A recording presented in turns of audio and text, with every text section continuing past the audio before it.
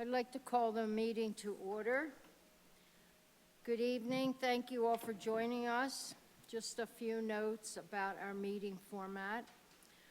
Our chair could not be here tonight. I am Janet Leo, and I will be chairing tonight's meeting.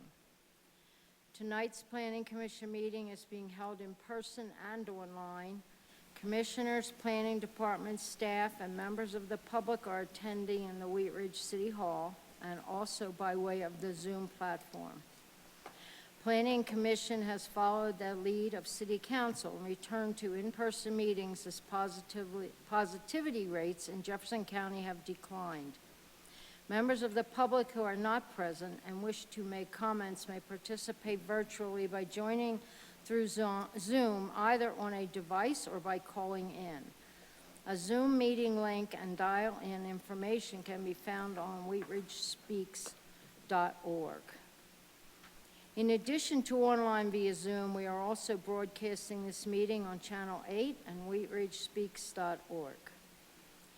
When it is time for public comment, and there are 2 public comment periods tonight, those who wish to commit on our Zoom connection, use the raise your hand button.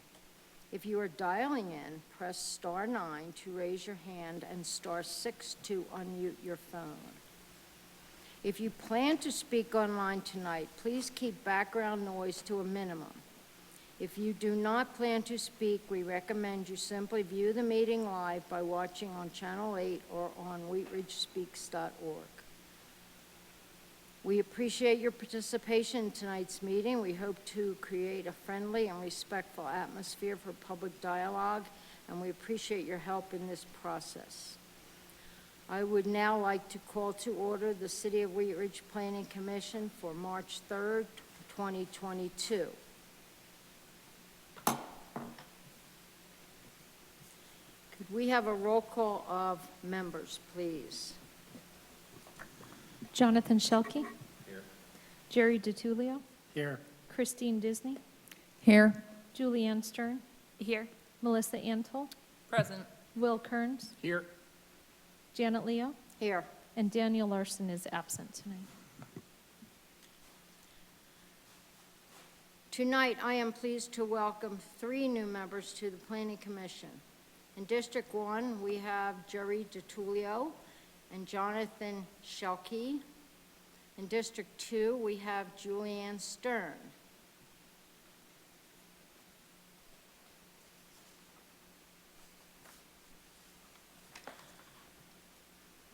I'd like to next do a Pledge of Allegiance to the flag, please. Stand and join me in the pledge.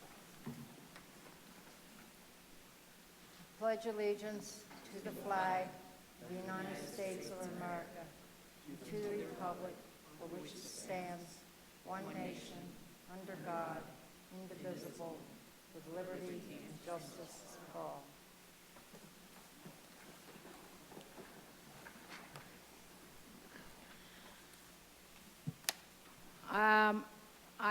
The next item is approving the order of tonight's agenda. Is there a motion to approve the order of the agenda? So moved.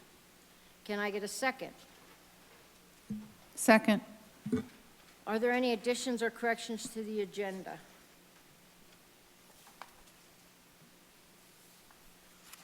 If none, could I have a vote? I can? Are you sure? Okay. Okay. Oh, the agenda, okay.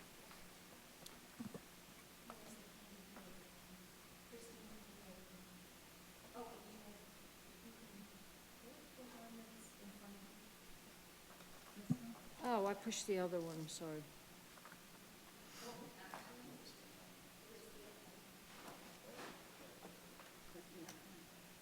I did. That's the one I hit.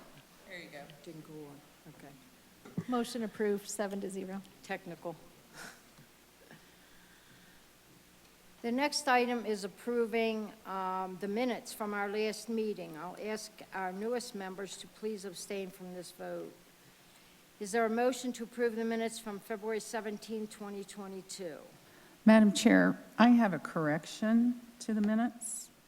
On page 5, under upcoming new business, upcoming dates, it says that City Council will decide the appointments on March 28th. That should be February 28th. Okay. Okay, so do we have a motion to approve the minutes with that correction? Yep. Do we have a second? Second. Are there any additional corrections to the minutes other than what has already been discussed? Okay, I'll call for a vote.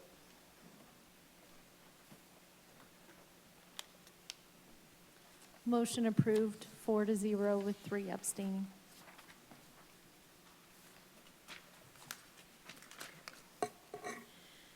We will now open the general interest public forum. This is the time for any person to speak on any subject not appearing on the agenda.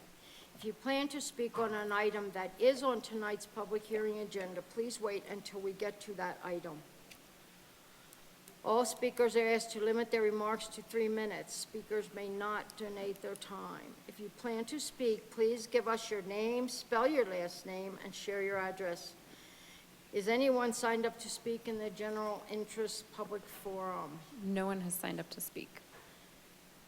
It appears that there is no one. Is there anyone joining us by Zoom who is raising their hand to speak? There are a few people on Zoom. If you would like to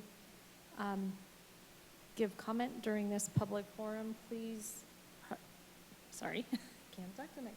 Please raise your hand.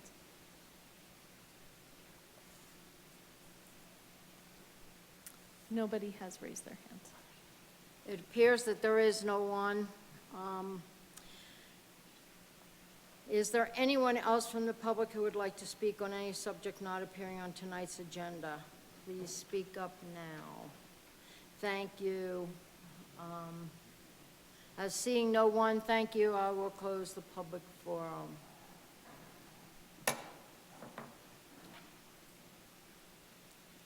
Tonight, we have one public hearing.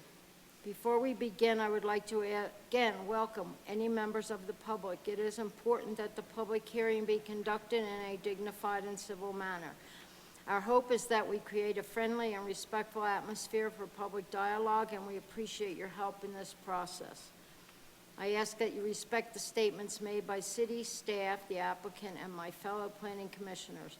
Please do not clap, yell, boo, make commentary from the audience, or otherwise disrupt the proceedings. We ask all public hearings with a presentation from staff and, we start all public hearings with a presentation from staff and, for some cases, with a presentation from the applicant. After the presentations, the commission will ask questions of staff and the applicant. After that, we will invite members of the public to comment as well. I will now open the public hearing for case number WZ-21-11, an application filed by Evergreen Development Company for approval of a specific development plan for multifamily apartments on a property zoned planned mixed-use development and located at 4051 Clear Creek Drive, on the west side of Clear Creek Drive and north of West 40th Avenue.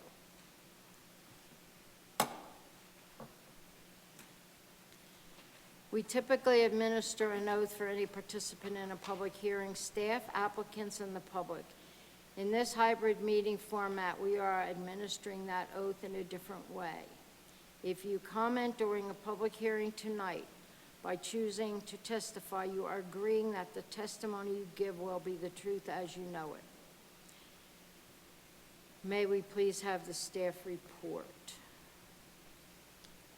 Good evening, Planning Commission. I am Scott Cutler. I'm a planner with City of Wheat Ridge, and this is case number WZ-2111, which is a request for approval of a specific development plan in the planned mixed-use development zone district located at approximately 4051 Clear Creek Drive. I'd like to enter into the public record the contents of the case file, the zoning ordinance, and this presentation.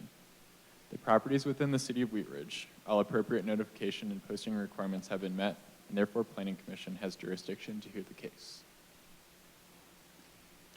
This is a 2020 aerial view of the property, and it is outlined in red in the middle of the screen. The site is located beyond the current northern terminus of Clear Creek Drive on the west side and north of 40th Avenue. Ponds owned by the Coors Brewing Company are located to the west and south. The site sits on the Wheat Ridge city limits with unincorporated Jefferson County to the west. Property zoned planned mixed-use development, which was approved in December 2021 as part of the Homestead District expansion rezoning. The property was rezoned with the intent of developing multifamily and open space amenities on the site and was added to the overall Clear Creek Crossing development as Planning Area 9, or PA 9. The surrounding area is also zoned planned mixed-use development. The zoning was approved in 2018 as part of the current development of Clear Creek Crossing and included an outline development plan called an ODP and design pattern book, breaking up the site into multiple planning areas with different standards and allowed uses. The plan development process consists of two parts. Firstly, the rezoning, which includes the ODP and the design pattern book. This establishes the development standards and allowed uses, and second, the specific development plan, SDP, which is what is now being reviewed as part of this hearing. The specific development plan is what is going to be built and includes more details, including detailed site plans, landscape plans, architecture, lighting, and construction documents for drainage and public improvements. This hearing is to confirm compliance with the approved outline development plan and design pattern book, like I said, which were approved in December 2021.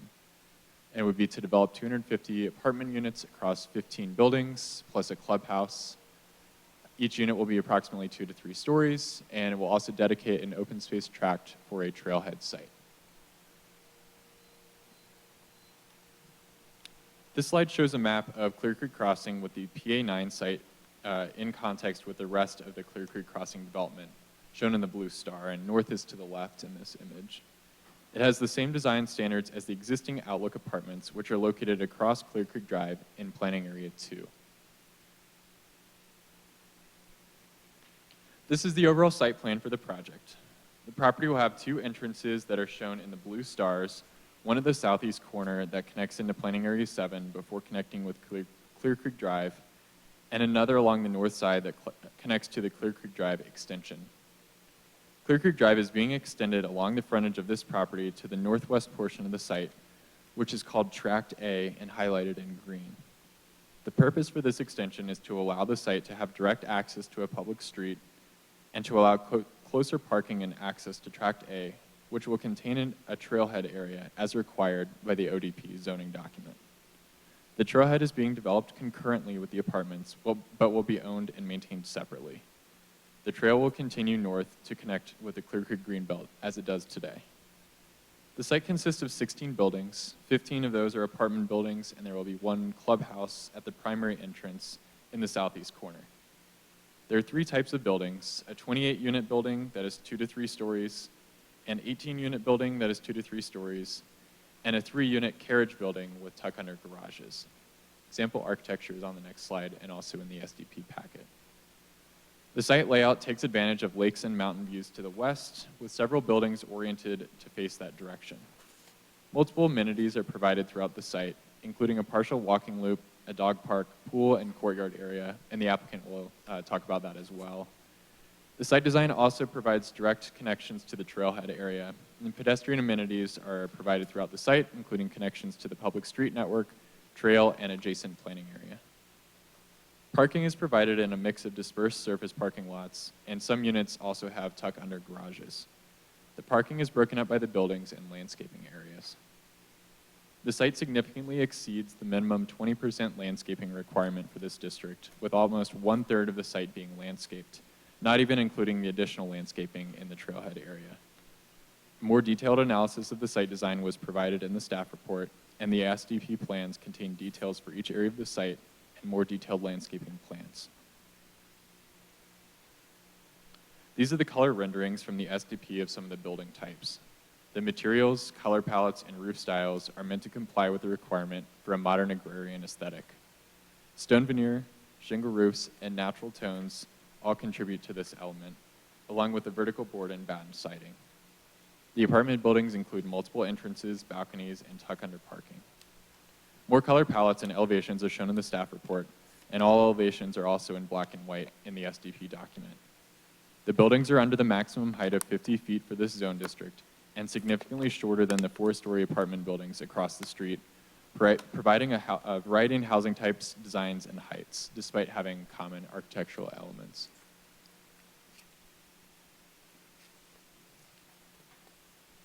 In December 2021, the City Council approved the rezoning for this property, which includes the Homestead District ODP and a design pattern book with all of the development standards.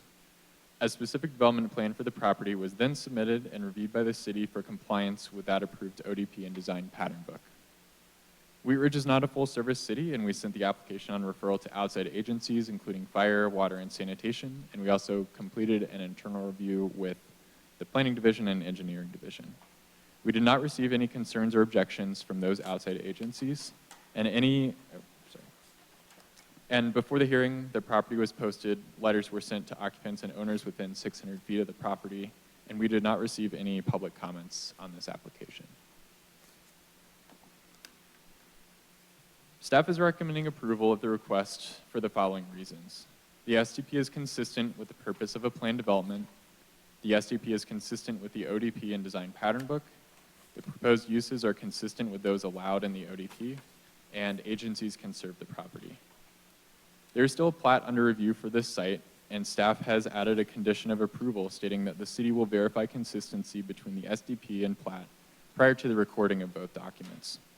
This public hearing is the final step in the SDP approval process, and the decision of the Planning Commission is final. That concludes my presentation, and I will turn it over to the applicant to give theirs. Thanks.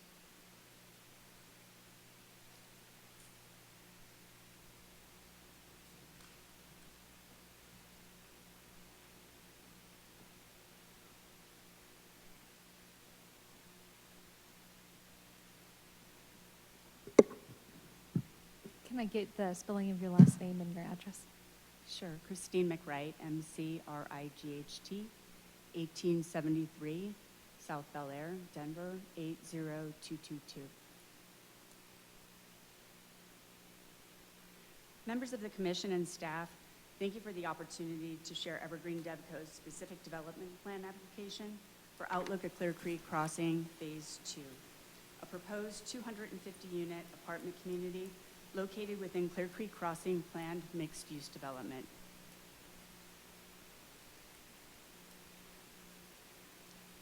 Evergreen and the city of Wheat Ridge have worked together in partnership since 2016 to deliver Clear Creek Crossing, a 110-acre mixed-use development at the southwest quadrant of Highway 58 and I-70. The overall project required significant public infrastructure, including new I-70 ramps at Clear Creek Drive, as well as the flyover bridge connecting to the existing ramp at 32nd Avenue. We also brought in more than 500,000 cubic yards of imported soils and constructed significant infrastructure west of I-70. A long-standing vacant site is now a viable mixed-use planned community anchored by SCL Health's new hospital campus currently under construction. Access and infrastructure are now paving the way to exciting new development at Clear Creek Crossing. None of this would have been possible without the strong working relationship between Evergreen and City of Wheat Ridge. Apparently this is going on auto. I'm just going to try to keep up the best I can. It's okay. No worries. No worries. Evergreen Devco was founded almost 50 years ago in the spirit of working together to find a better way.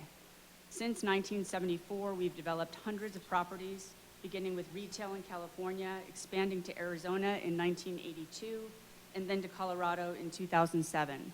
Evergreen initiated its apartment business line in 2010, and currently we develop in Arizona and Colorado, recently with an expansion to Utah. Our Colorado multifamily team's newest development was actually delivered in Wheat Ridge. Outlook Clear Creek is located at Clear Creek Crossing. And while our building types and market locations vary, our goal is always the same. That is to deliver high-quality apartment developments that foster a sense of community and make people proud to call them home. Since 2015, we've developed almost 1,400 apartment units across 6 distinct communities in Golden, Littleton, Denver, Aurora, and Wheat Ridge. Currently, we have almost 900 units under construction in 3 locations within Colorado. Our Erie community, Outlook 9 Mile at 287 in Arapahoe, will be opening it's in pre-leasing right now. It'll be opening its clubhouse and first buildings here in the next few months. And in addition, we have 2 communities under construction in Colorado Springs.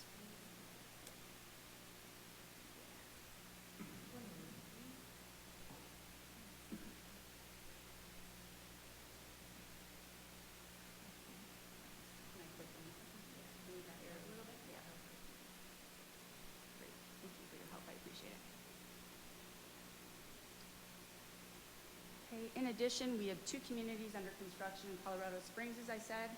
Our development pipeline currently totals 1,102 units, including the application before you this evening, as well as planned apartment communities in Aurora, Thornton, and Littleton.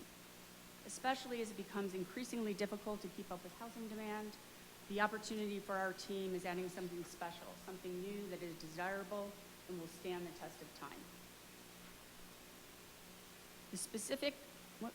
Here we go, got to keep up. The specific development plan was submitted along the outline development plan application for adding this site to the Clear Creek Crossing Master Plan. City Council approved the ODP in December, and we purchased the 13-acre site from Coors in January.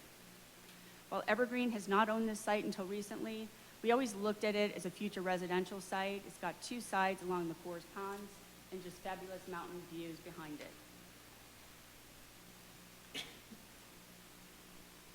That said, this is the second of 2 apartment sites at Clear Creek Crossing.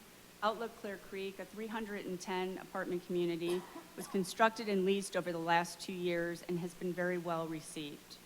In general, there's a real gap in this area's market for new, well-designed and amenitized apartment communities, particularly given the area's excellent access to employment. There's a great demand for housing in this area. In fact, we leased a 300-unit Outlook Clear Creek in only 7 months, an extremely fast pace. Our development qualifies as workforce housing, which serves the missing middle, the space between affordable housing and high-end luxury. Lease-up at Outlook Clear Creek, as I said, was stronger than we projected, and so are rents. Our tenant profile at Outlook, which was fully leased and sold in December, is very strong in terms of income. In considering the product and amenities for a second apartment community, our goal is to design a product that is complementary, including a separate, full, and well-appointed amenities package. The proposed SDP meets the guidelines and requirements set forth in the recently approved ODP in terms of maximum number of units and building height. The site plan provides connectivity to both the adjacent Hampton Inn and Suite site, as well as the Clear Creek Trail. Longs Peak Metro District will extend Clear Creek Drive to the northwest, where there will be a secondary point of access to this site. In addition, we will donate a future trailhead tract as required by the ODP. The product design, as I said, will be complementary, more townhome-like in 2- and 3-story buildings with tuck-under garages. The color and material palette will be more monochromatic than Outlook 1, giving it a different look altogether. Buildings have been placed on the site to take advantage of the outstanding views that the site affords. The clubhouse and pool sit at the primary entrance to the site. In addition, there are several outdoor amenities, including 2 dog parks and outdoor gaming near the clubhouse. The modern agrarian design of the proposed buildings is illustrated in the 3D views. All buildings are walk-up with tuck-under garages. The 18 and 28-plex buildings access the garage bays through common hallways. Carriage units offer direct access to the garage bays from apartment units. Outlook 2 will offer similar well-appointed interiors as shown here in photos from Outlook 1.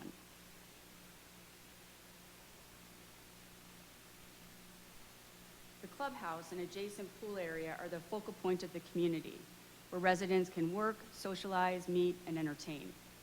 Beyond a pool and leasing office, the clubhouse is a central gathering spot, where the mailroom, fitness facilities, indoor-outdoor entertainment spaces are also located. Our communities are intentionally designed to include a wide variety of spaces where residents can get out of their apartments to work and work out, of course, but also where they can meet their neighbors. A connected community helps us be successful too. The more our residents appreciate their communities, the more likely they are to renew their lease and stay with us here in Wheat Ridge. This concludes our presentation of Outlook at Clear Creek Crossing Phase 2 SDP application. Our team would be happy to take questions that you may have. Jeff Wickstrom, who leads our team, is in our audience tonight. We have several members of our team who are joining us virtually. Thank you. Thank you.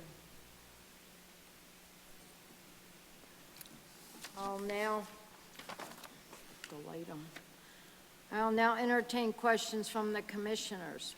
Please remember to refrain from judgment either for or against the request, and please hold your comments of support or concern until after public comment. I'd like to hear if there's any questions from Commissioner Shelkey.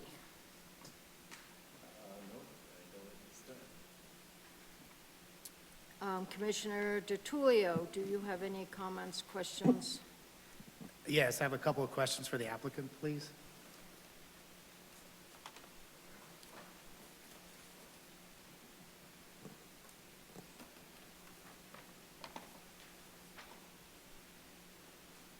Hi, I just had a couple of quick questions. Was single-family or patio homes ever considered for this site previously? No, they were not. And what's the rent per unit? The rent per unit ranges. You might want to get closer. Sure. to the The mic. rent per unit ranges widely. In fact, we have one-bedroom and two-bedroom units. Our rents range from $1,750 to about $2,200. Are any of these units going to be available for purchase by your tenants? They will not be. This is market rate apartments, no condominiums. And have any tax dollars been used to supplement the development besides the TIF for the public improvements? No, sir. And then are you offering any of these as affordable that would be less than the market rate?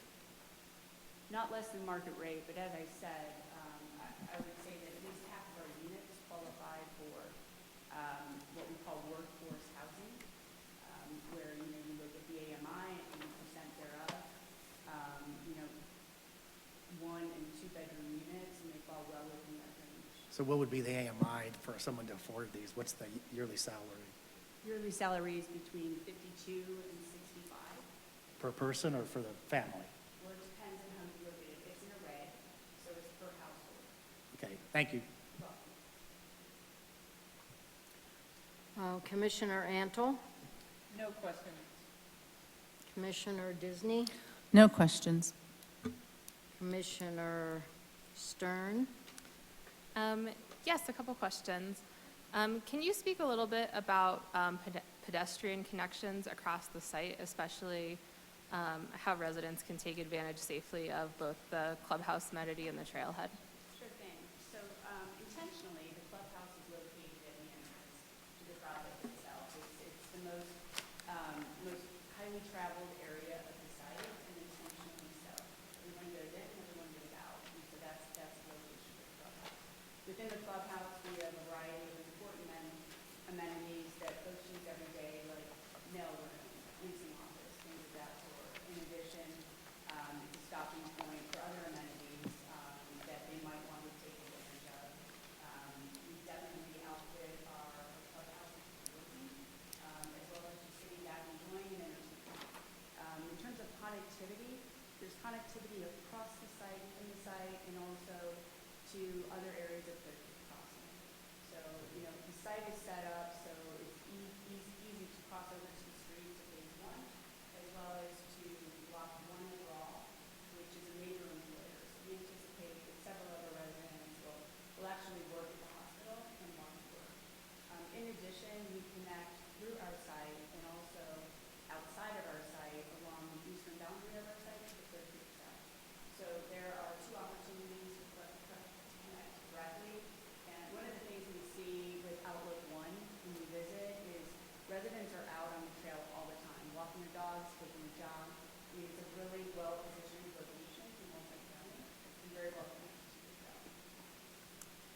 Thank you. One other question. Will there be any accessible units or units designed with universal design principles? There are always accessible units, both units and parking. Yeah. How many accessible units? Hi, this is, I'm Jeff Wickstrom, W-I-K-S-T-R-O-M. I am the Regional President of Multifamily Development for Evergreen. Just get you on the record. Can I get your address, please? Pardon me? Can I get your I live at address? 152 Willow Leaf Drive in Littleton. Thank you. The standard for accessible is that we provide 2% of the units as fully accessible units. So that's, of the, so that ends up being 6 is what we round up to in this case. Those are distributed amongst the 1 and 2s because that's a 50-50 mix of both 1s and 2s and 1 and 2 accessible units. All the units on the ground floor, there are no elevators in this property, so all the units in the ground floor have ADA width, doorways, accessible routes, etc. Even the ones that don't have the ADA accessible counter heights, for example. So we do that throughout. In the property that we built last year across the street, because that's elevator served, every unit has those ADA accessible type features, although again, 2% of them are fully accessible units. Thank you. Commissioner Kearns? Yeah, in the site, I just wanted to talk about site access.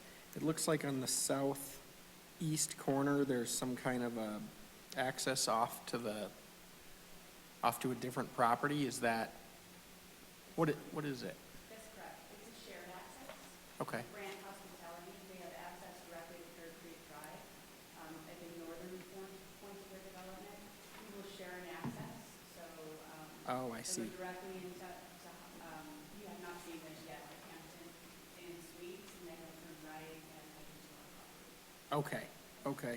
And then just to the southwest of that access, looks like there's a jog in the property line, and I can't tell if it's a trail or some kind of an emergency access or something. What is that? That jog is related to course, and it's also related to our sanitary sewer easement. Okay. And storm sewer easement to that location. The jog is important to provide access. There will be a gate slotted in that jog to provide access into the course site to the west. Okay, so that's how Coors is accessing their ponds? Okay. Okay, great, thank you. Are there any more questions or comments from Thanks. Commissioner DiTullio? Once these are built, who's going to be the owner of the units? Evergreen? Evergreen will be the owner of the units, and like many of our other properties, not all of them, we will sell them. And then do you have a HOA or a maintenance group that takes care of the properties, indoor and outdoor? Thanks. Are there any other questions from the commissioners? I will now open the hearing for public comment. If you wish to comment on this case, you will have a maximum of 3 minutes to speak. Speakers may not donate their time. When I recognize you, please give us your name, spell your last name, and share your address. Has anyone signed up to speak? Nobody has signed up. With no one present to speak, is there anyone joining us by Zoom who is raising their hand to speak? There's a few people on Zoom. If you would like to speak, please raise your hand. Nobody at this time.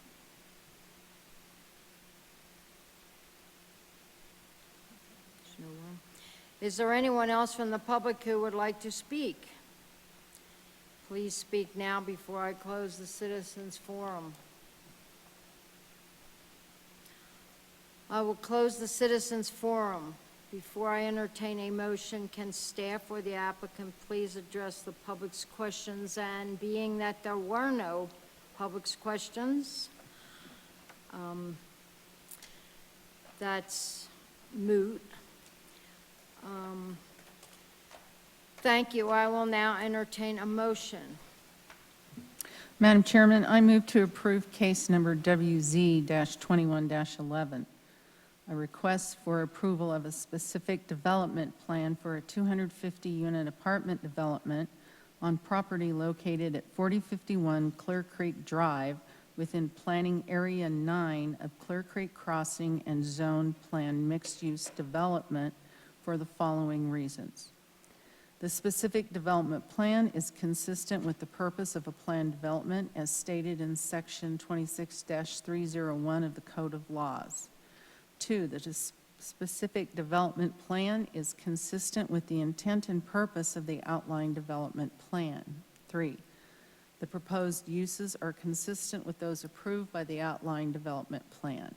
4, all responding agencies have indicated they can serve the property with improvements installed at the developer's expense. 5, the specific development plan is in substantial compliance with the applicable standards set forth in the outlined development plan and with the city's adopted design manuals, with the following conditions. 1, staff shall verify consistency between the SDB plan and plat prior to recording. Can I get a second? Second. Is there any additional discussion? Hearing none, I will call for a vote.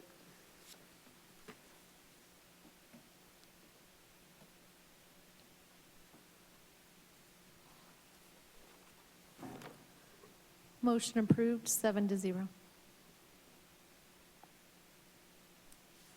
I will now close the public hearing.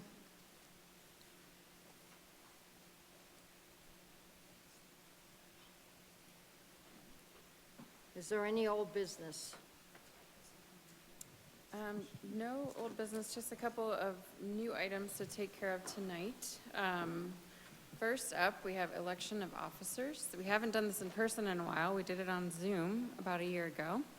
So we will run through that process. It's old school. We're going to pass out pieces of paper and pens.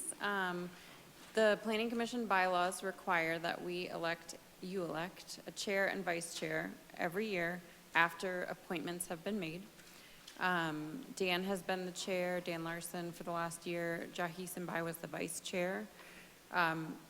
The only person who is ineligible for the chair position is Commissioner Larson. You cannot have the same position in subsequent years. So what we'll do first is you'll put a name on that piece of paper for who you would like to elect to the chair position. Pass that down to Tammy.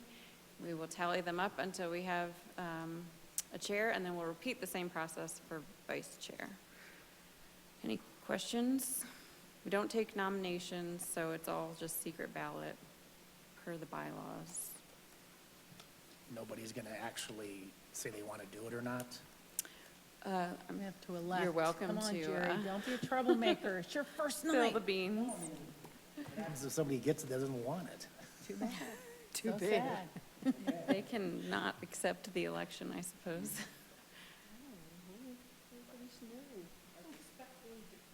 There, yeah.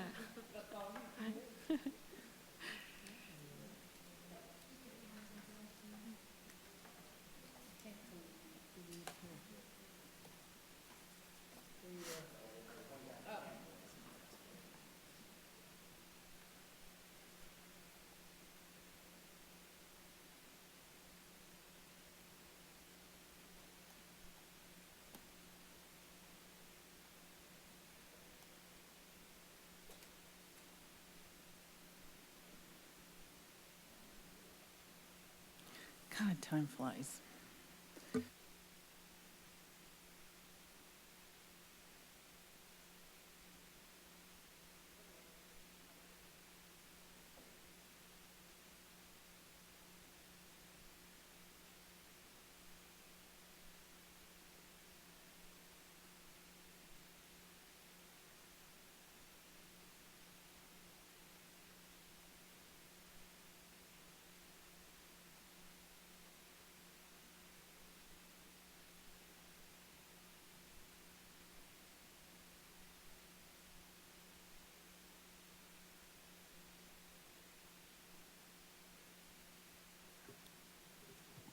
Okay, so we have a tie.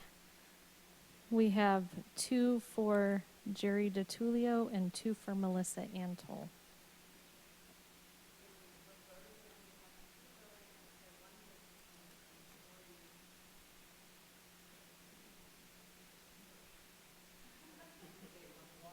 Yeah.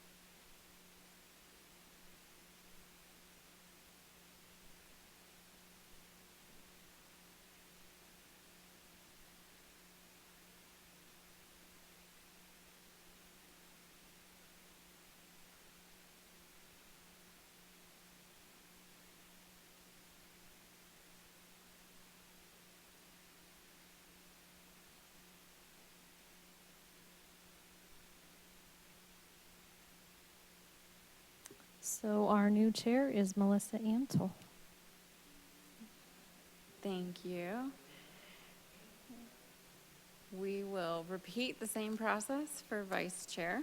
Dan is eligible to be vice chair, and you can vote for somebody who's not present, if you feel so inclined. So please vote again for vice chair. Do they need more paper? Do you have paper? Sorry.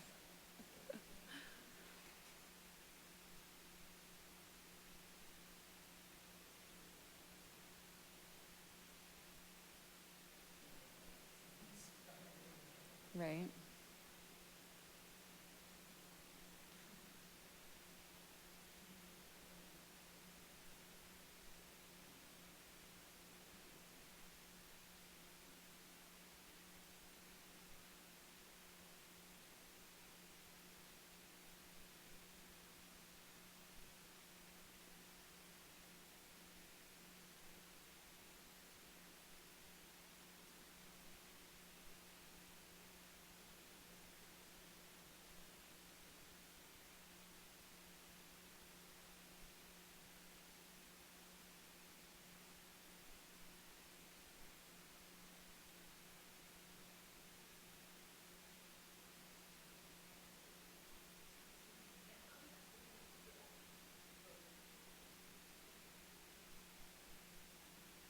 I don't think we've done the paper vote since 2019 because COVID started March 2020, so we did a quick motion to just not change chair when everything else was in flux. And then it was in 21 we used Zoom, and that was like instant counting, right? It's been a little while. Mm-hmm.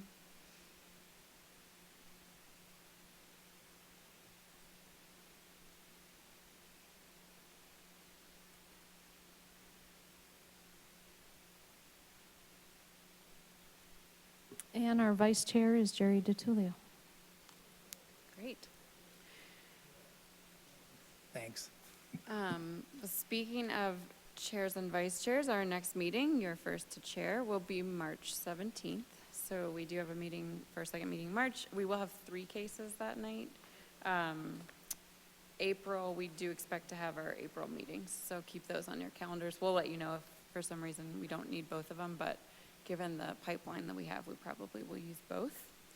And then the only other item I have for you in terms of project and development updates, we had a big joint public meeting last week at the rec center on Wednesday. It was a joint meeting of the Let's Talk program and the 44th Avenue Sub-Area Plan, which are both working in the area between the creek and I-70 And that was the week that was freezing cold. Wednesday, it snowed in the morning, stopped thankfully midday. We were worried about how that would affect turnout, and it was the best turnout I've seen at a public meeting in probably, well, it's been COVID, so a long time. It was a great turnout. The weather did not affect it, so thanks to all of you who came, who advertised it. So some of you know from me describing this in the past, Let's Talk is really focused on sort of what do these neighborhoods residents need in the short term, and 44th is really trying to articulate a longer term 20-year vision. We have parallel activities, so mimicking what we did in that public meeting online right now at whatsupwheatridge.com.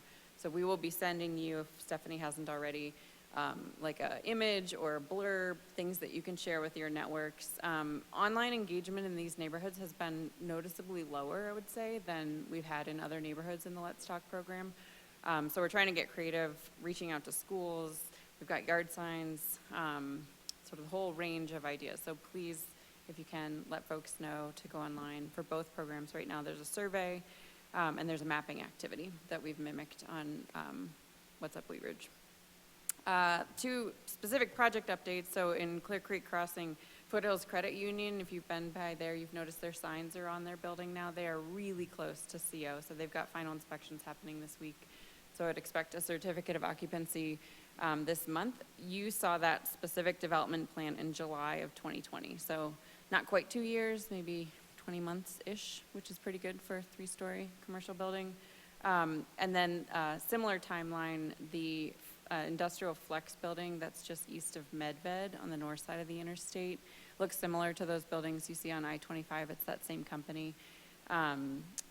Their zone change and SDP was before Planning Commission in December of 2020. They're still a little bit ways out. They did what we call a core and shell, so they did the outside of the building, which looks really finished, and the inside of the building is sort of a second subsequent permit. I don't know who that tenant is, but that is moving along pretty well, so that's exciting. My 2 property updates. I don't know anything about Lucky's tenants. I'll let you know when I do. Any questions on projects or development? I was wondering what the apartments over there by Lucky's, do we know if they're all rented or how far along the rentals are coming with that? Yeah, I think they leased up pretty quickly as well. I don't know the numbers right off the top of my head, but they had taken a little longer to finish than was expected, and I know they had a lot of people who were scheduled to be moving in. So I'm pretty sure that's mostly full. Yep, but I can check on that. I did talk to Steve Art Yeah. last week at the meeting, and he said that they're this close to getting an out-of-state grocer for that Nice. Lucky's space. The problem they're having is because of the construction on Wadsworth, they're kind of dragging their feet about, because they're afraid if they move in and then the street gets torn up, they Yeah. won't have any business, so.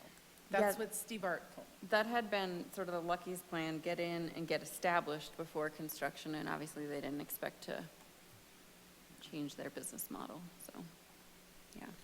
What is the new construction happening near Wheat Ridge Rec Center between that and the new gas station? Christian Brothers. Oh, okay. Automotive, yeah. Okay. That masonry building. I thought it's a wood building. It looks like retail. It's, So Christian Brothers is between Circle K and the Rec Center, and then Okay. next to the Starbucks on the south side of 38, there's construction going on too. That's a retail building Okay. between Morningside and Starbucks. Okay. Yeah. I don't know. Yeah. I think it's a 2-tenant building.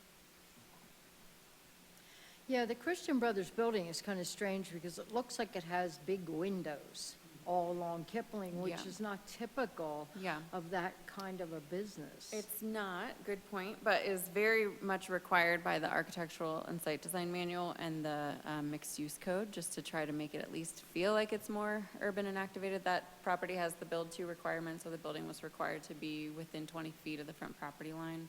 The grades make it so it's not like you're looking in the windows, and those will be fake windows. There's a Midas in the Belmar Shopping Center that's similar. Looks like it has windows along all the backs of the bays, but most of it is spandrel. Yeah. Trying to dress it up. It's very interesting that the lot looks Usually when you build on a lot, it looks smaller than it did originally. But in this case, how did they get this huge building on? The lot looks a lot bigger than it did when it was just vacant. Yeah, it's interesting. The topography might have had a factor in that too. There's a lot of grade there. Yeah. That's all I have, unless there's anything else from the Is commission. there any new business? I mean, anything new other than kind of what we just talked about? Nope. Okay, if there is nothing else, commissioners have nothing else? I just had one recommendation. So council is the policymakers. They're the final decision on everything. But planning commission makes recommendations to city council. And one of the things I'm hearing within the community, and I talked to Lauren about this, is that council hasn't been able to look at the bulk plane issue yet, where when you have a big, tall building going next to some lower, shorter buildings, they're going straight up still. And right now, the bulk plane only applies in R3, I believe, and R1C, which are smaller lots.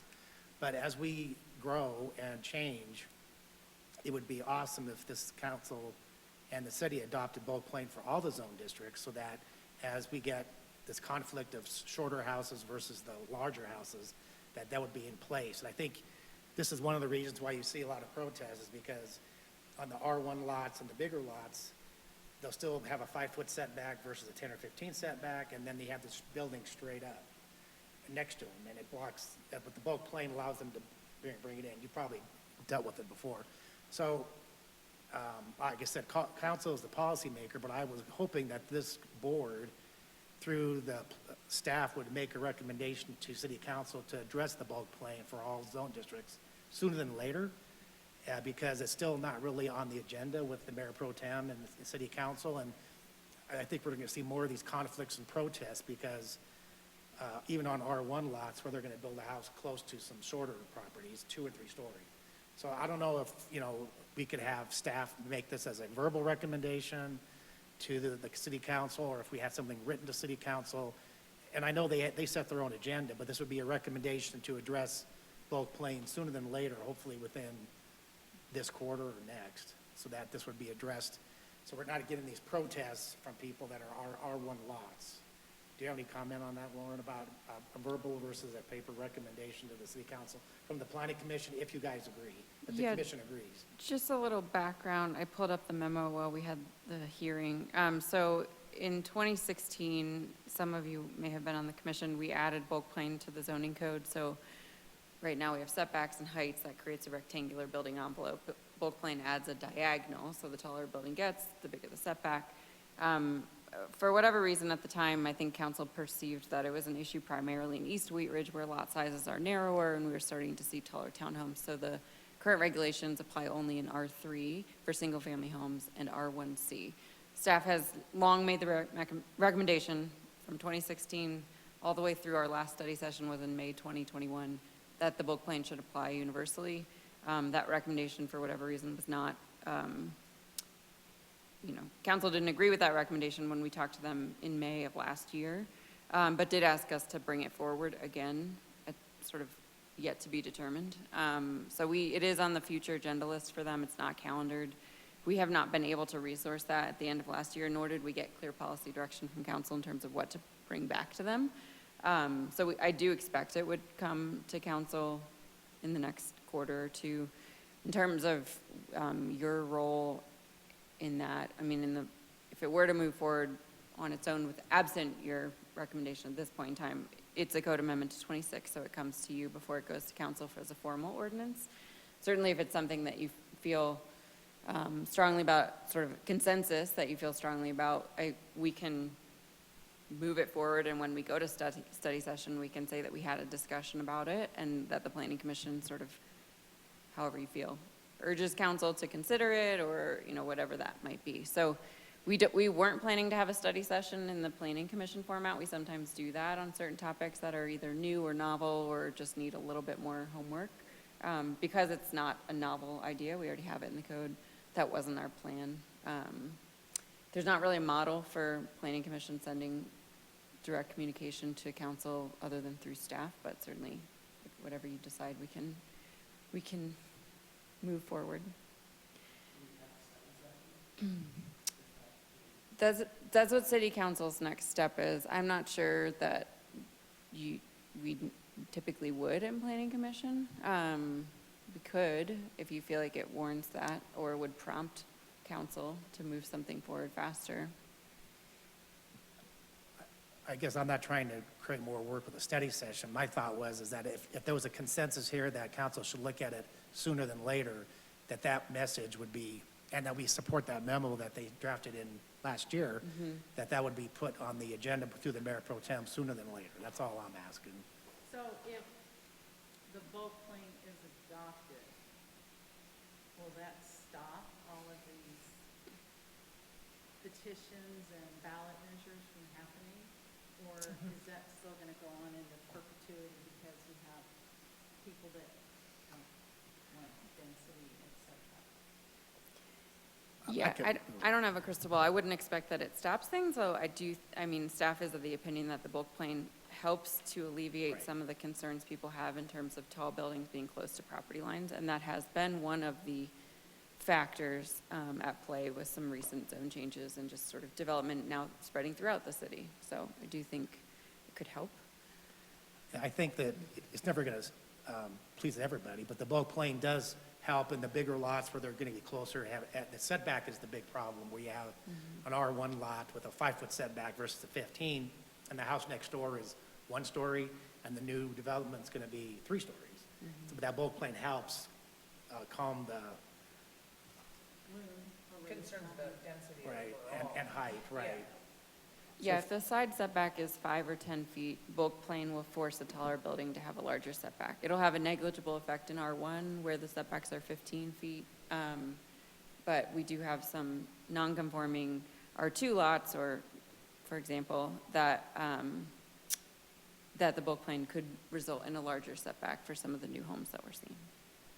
I think it would be interesting to explore. I think on the flip side, we also want to be careful and look at, well, do we create challenges with actually encouraging redevelopment in the area because of those new setbacks with bulk? Like, if we were to institute the bulk plane everywhere, does it create challenges for redevelopment or reinvestment in some areas? Yeah, I haven't seen that happen yet. I mean, bulk plane is sort of a universal regulation in the metro area. I think the counter argument that I've heard has been, are we reducing the developable area because it essentially, reduces that footprint. We've done a few studies of sort of the max lot coverage, right? So R2 is allowed to build on 40% of the lot, and it's not, the lot would have to be really small for the bulk plane to reduce the max lot coverage below that 40% threshold. So it's not really removing developable area. It can have an impact on sort of the built form.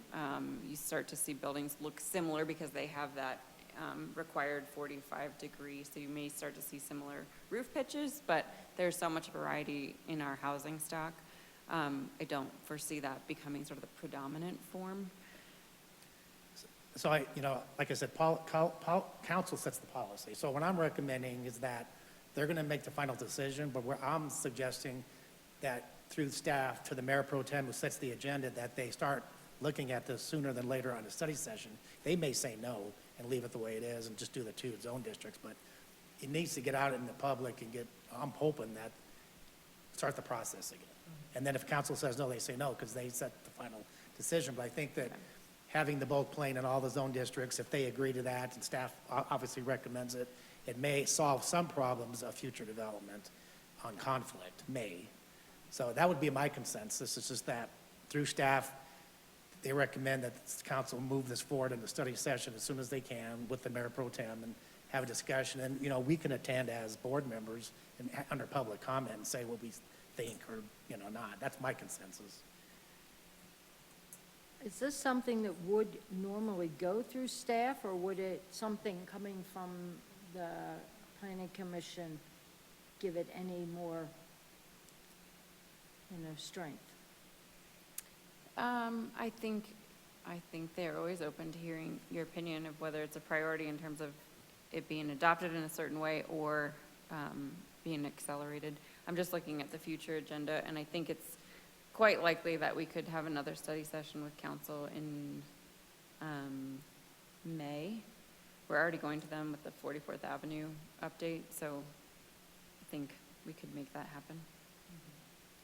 If you have So would a consensus to- recommendation coming from the commission give it any more attention, or I think maybe be a so. little I mean, what we sometimes do, if for in past examples, there's occasionally been code amendments that we've talked about in this forum first and then gone to council and said, planning commission discussed this in either a formal way in a study session and is recommending X, or planning commission has, we sometimes give patterns, right? So like planning commission has experienced public hearings or public comments on this topic and sort of looks forward to council's policy direction kind of a thing. So we can let them know that that even just this discussion has happened and that it's on the commission's radar. If you want to, so we don't do a lot of consensus motions in planning commission because we don't do a lot of study sessions, but if you have a consensus or want to offer a consensus in terms of you generally think now, you can test the waters of whether you support bulk plain, I'd certainly carry that forward as well. So that's my consensus, is that the planning commission would make a recommendation to city council to address bulk plain sooner than later at their study session and move it forward as in a timely manner. Do we vote on it? Yeah, so it's not a formal voting board, it's just a hand raising. So if you agree with that consensus, then I will let the council know. Thank you. You're welcome. That's a good tool to Yeah. have them use. Yeah, it's good. Is there any other business, anything else that any of the commissioners want to bring up before we ask for an adjournment? Nothing else? So I ask for a motion to adjourn. Motion to adjourn. Second? Second. Okay, we're adjourned.